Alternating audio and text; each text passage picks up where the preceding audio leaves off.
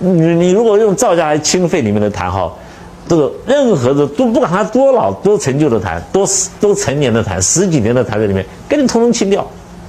好，清痰的时候吃完它不会吐，从大便排出来。好，皂荚一清的大便排出来，清出来黑的。好，尤其抽烟的人，你吃那个皂荚一清呢，大便都能清出来。还有烟味。我们用皂荚。好，那皂荚的时候来清痰，那个皂荚你顾名思义，它是碱性的嘛，哈，因为它要洗衣服碱性的东西。那你胃是酸的，那你如果说光吃皂荚一下去，胃就受不了了，所以我们会配合红枣。